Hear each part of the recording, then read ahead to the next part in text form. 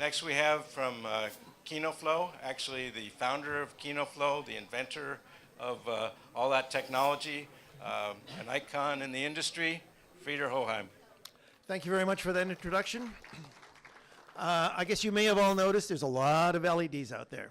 And the challenge of all of this is, how do we actually make this so that it works right for the camera? So the presentation I'm going to give you today is a Reader's Digest of what normally takes an hour and a bit.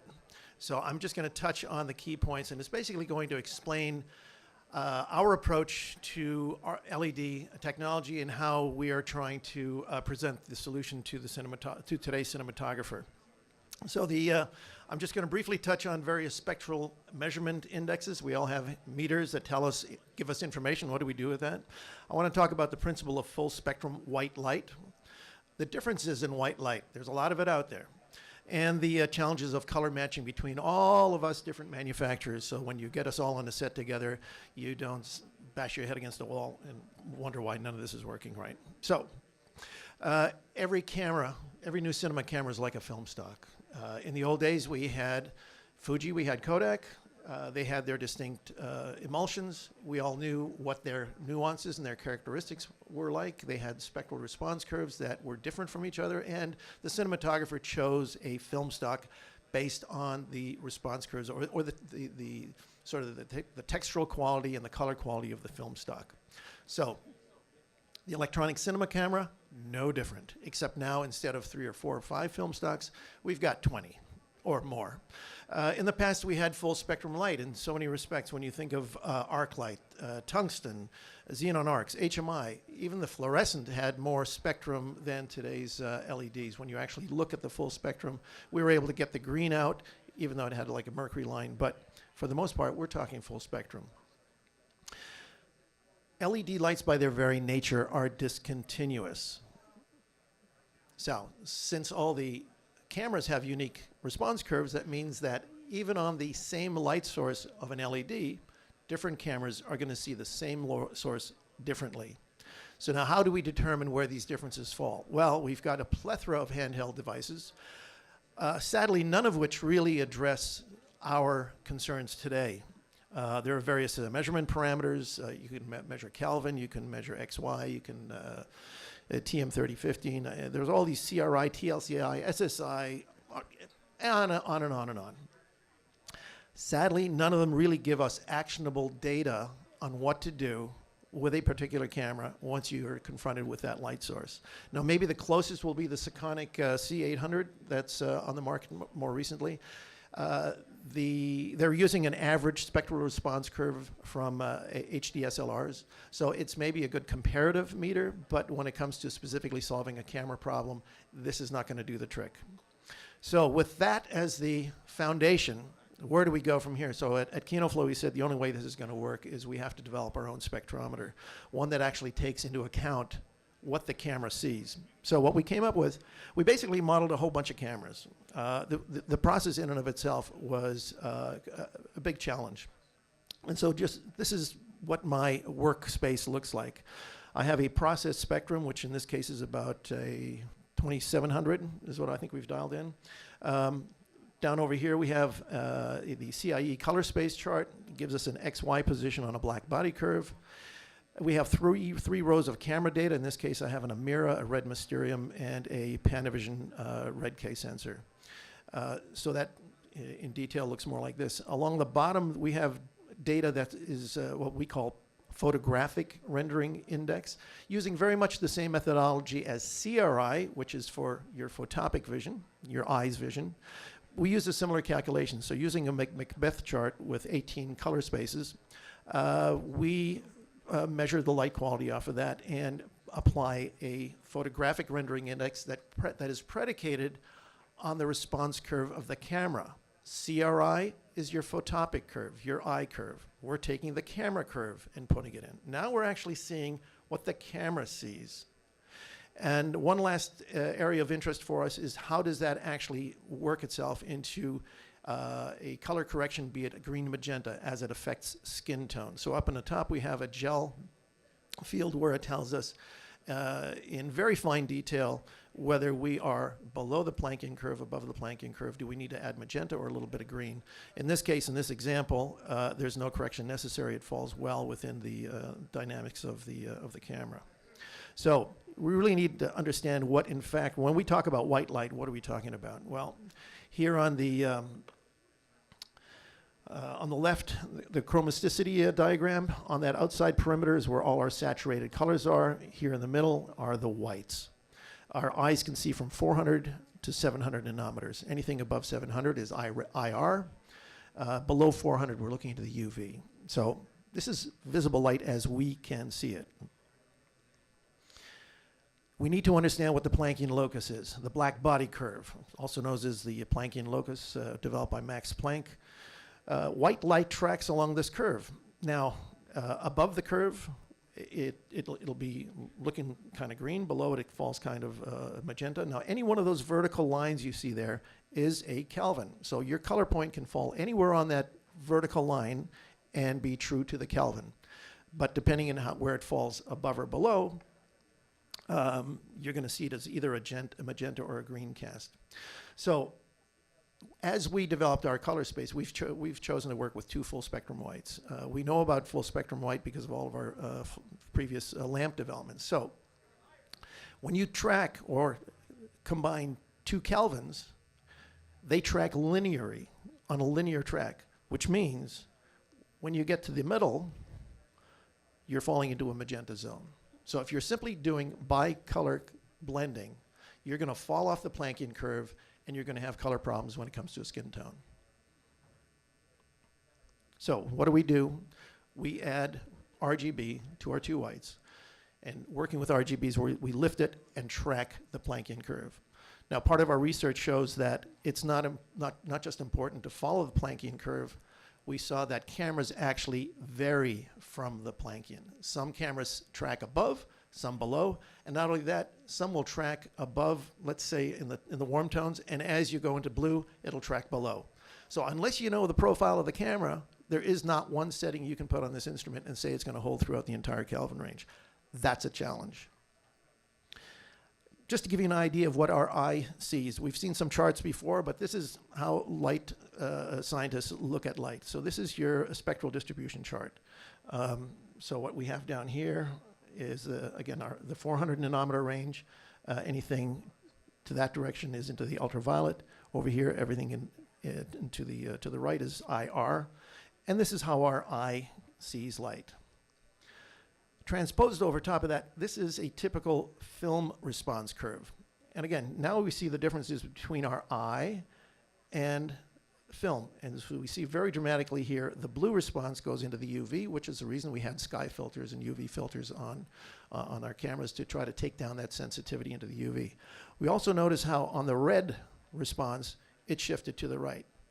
Now, this arrangement of color sensitivity also accounts for the fact why on film there were certain colors that just did not reproduce. And it was so incumbent on art directors, makeup people, and cinematographers to do the color testing before the show starts. So if there's a particular color that you want to reproduce, you damn well better make sure that the film's actually seeing it that way. So this is old history. This is where we were. So let's go now to where we are. Now, this is a typical camera response from an electronic cinema camera that's very popular. I'm not going to identify any of the cameras because it's not a matter of is something better or worse. It's a matter of the differences. So this is one camera. And by the way, and we just see how close to our eye response this is. So very closely matched to the eye response. Here's another camera. Again, we start to see differences here. We're on the blue sensitivity. We're actually catching a little bit of UV. And we see that the red response is a little broader. This is not a negative or a positive. This is just the way it is. Here's another one. Again, all these cameras are top-of-the-line cinema cameras that render fabulous results, but we're seeing how these cameras perceive light differently. So given that as sort of a preface, there are this and many other ways of doing white light. So one of the first was to just simply take two full spectrum Kelvins and mix them up, and we see where the challenges lie in that regard. Very common is using a single white in RGB. A lot of manufacturers are doing that. Kino Flow is choosing 2 whites in RGB. There's some other manufacturers doing that as well. And then you get into a range where you are working with a lot of different colors. Some white, there are many more which don't use any white. They try to fill in as much of the spectrum as you can with as many narrow spectrum light sources, which in and of itself creates challenges in software, challenges in pricing. I mean, these are all costs. So that is just an overview of how the market right now is, and that's what we're walking into as a cinematographer. You've got all those different ways of working, and now you're going to try and make that all work together. So, not all white light is the same. Here, just to keep this presentation short, I'm just picking on 2, just to give you an illustration. At 3200, the green line represents 2 whites. The orange line below it is a single white, and you start to see this is these lines represent the spectrum that is being outputted. We have to pay attention to this zone over here. This is a 450 emitter line. This is what every LED has. It's the blue exciter that halates the phosphor. And what we try to do is avoid a deep valley. There's very little color that is picking up in that zone, so it does affect our overall color rendering. So between the 2 whites and a single white, we're seeing that the 2 whites have a larger volume of spectrum.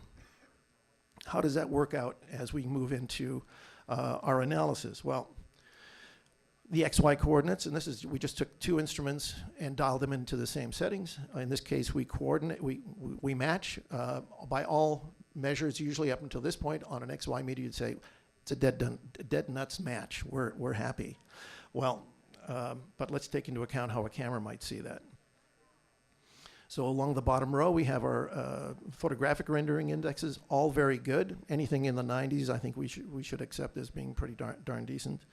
As we go up into the color corrections, we're seeing on the 2 whites, there's no correction necessary, but on the other 2, one on the Amira, the same source on the Amira, and the same source on a red Mysterium, and you start to see the difference in how 2 cameras look at the same light source differently. So these are the numbers which then truly affect skin tone. So if you're looking at a skin tone, they're going to look greenish, and you got to take that out. Here's a quick glance at a 6500. Again, you can see the difference in spectrum. We're dealing with a very deep dip here in the in this. It was about 475 nanometer. And how does that work out? So on the XYs, again, here's calibration between instruments, slight offset in the XY, which is not the end of the world.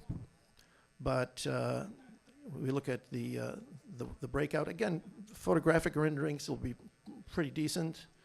And when we come up to the color correction, again, on skin tone, we see that there's a slight correction, not as much as before, but a slight correction.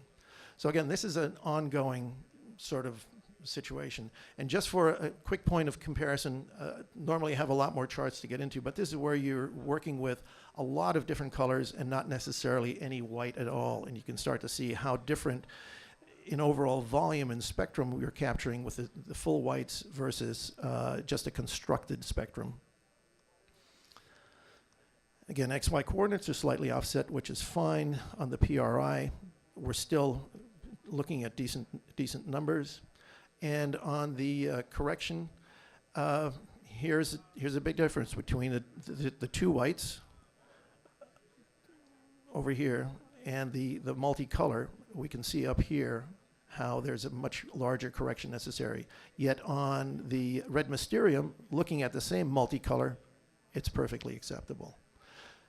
So this is what we're facing. We're facing a lot of these incongruities. There's not one rule that holds true for everything. So this is what we're dealing with. So how can we, first of all, how do we match any of these sources that we have on a set? How can we harmonize these fixtures? Well, what I just illustrated is you can't fully harmonize them. You can bring them into the same color point, but you may see differences in your green magenta and how your skin tone renders. So it can match the color points, but depending on the camera, it's going to be more or less discernible. So what we did is we said, okay, just as Kodak baked the color science into the emulsion, and all you had to do is illuminate the film. We're going to say we're introducing baked-in color science into the instrument. You pick your camera. The instrument, in terms of its light quality, harmonizes to the camera that you've selected. So we're baking our color science into the light. We just finished a show in London. John Schwartzman, ASC, did a picture over there using the Panavision DXL. All the Kinos were harmonized to the lookup table. He said it was pristine. So we know it's working. So what do we've got? We've got the Alexa, the Venice, the DXL, and the VariCam. At this point, we're looking at adding a lot more other cameras, and we're hoping that the camera manufacturers see the benefit in sharing this kind of information, because I think it will bring everyone up to a much higher level. The other thing we're doing on our instruments, we're adding an XY color matching mode. So if you're trying to hone in on the same color point, be it either white or RGB, we're going to give you that option. The Sekonic C800 and some of the handheld spectrometers give you XY capability of measuring light. You should be able to take that information and dial it in on the fixture, with one caveat. Those are scientific instruments. They're very precise. Our instruments, because of various calibrations and just the tolerances of these panels, some adjustment will be necessary once you've dialed it in. So it's not the be-all and end-all. It's not the first time up. It takes a little bit of tweaking and tuning. The other thing is we're looking at, or we have in our beta format, we've added color gamut selection. So for RGBs, it's very important to, and there's a whole 15 minutes I can spend on RGB, but to keep this tight, if you can harmonize, if you can, as manufacturers from instrument to instrument, pick the same gamut, our software is designed to map out the RGB color points within that gamut. And once you have a common gamut, in theory, the instruments will line up. Love theory.